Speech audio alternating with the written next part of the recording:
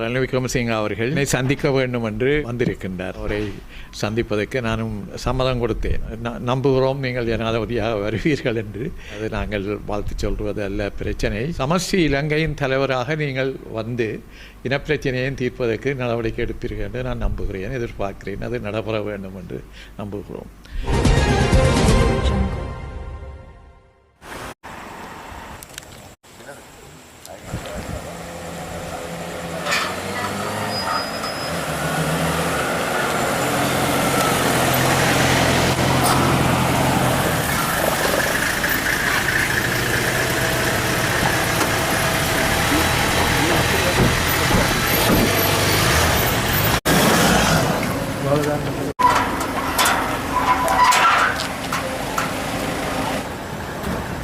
ரணில் விக்ரமசிங்க அவர்கள்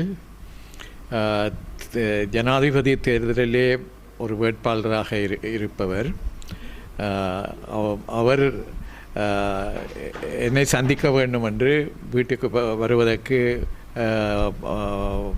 வந்திருக்கின்றார், சென்று சந்திப்பதற்காக. நாங்கள் அவரை ஒரு ஜனாதிபதியாக இருப்பவர் என்ற முறையிலும் தேர்தலில் வேட்பாளர் என்ற முறையிலும் அவரை சந்திப்பதற்கு நானும் சம்மதம் கொடுத்தேன். அதுபடியால் அவர் இந்த தேர்தல் நேரத்திலே வந்திருப்பதை எல்லோரும் உணர்ந்து கொள்ளலாம். அவர் தனக்கு ஆதரவு என்று சொல்லி அவர் நினைத்தாலும் அதை பற்றி அதிகம் நாங்கள் பேசிக்கொள்ளவில்லை. நான் குறிப்பிட்டது என்னவென்றால், தேர்தல் முடிந்ததும் நீங்கள் வெற்றி பெற வேண்டும், இந்த இனப்பிரச்சனைக்காக ஒரு 3 மாத அவகாசத்துக்குள் ஒரு புதிய அரசியலமைப்பை உருவாக்கி சமஷ்டி இலங்கையின் தலைவராக நீங்கள் வந்து இனப்பிரச்சனையை தீர்ப்பதற்கு நடவடிக்கை எடுப்பீர்கள் என்று நான் நம்புகிறேன், எதிர்பார்க்கிறேன். அது நடைபெற வேண்டும் என்று நம்புகிறோம். அவர் பெரும்பாலும் எங்களுடைய பிரதேசங்களுடைய பொருளாதார அபிவிருத்தி திட்டங்கள் சம்பந்தமாக குறிப்பிட்டு பேசியிருந்தார். நான் சொன்னேன், அதை தேர்தல் முடிந்ததற்கு பிறகு நீங்கள் ஜனாதிபதியாக தெரிவு செய்யப்பட்டால் நம்புகிறோம் நீங்கள் ஜனாதிபதியாக வருவீர்கள் என்று. அது நாங்கள் வாழ்த்து சொல்வது அல்ல பிரச்சனை. 3 மாத கால ஒரு அவகாசத்தில் ஒரு புதிய அரசியலமைப்பை உருவாக்கி ஒரு சமஷ்டி நாட்டினுடைய தலைவராக நீங்கள் இருந்து இந்த நாட்டினுடைய இனப்பிரச்சனையை தீர்ப்பது தான் எங்களுடைய விருப்பமாகவும் எதிர்பார்ப்பாகவும் இருக்கிறது.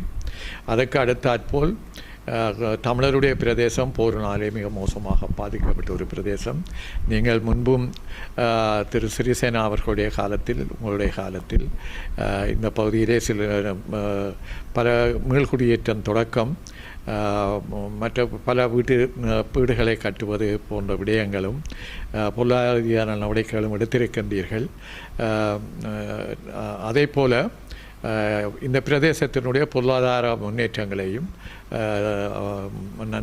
நடைமுறைக்கு கொண்டு வர வேண்டும் என்று உங்களிடம் நீங்கள் வந்த சந்தர்ப்பத்திலே நான் சொல்லிக்கொள்ள விரும்புகின்றேன். இவ்வளவு தான் நாங்கள் பேசினோம்.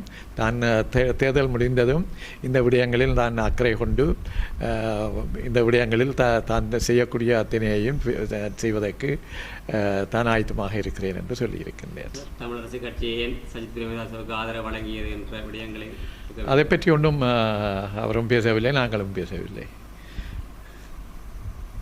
சரி தம்பி.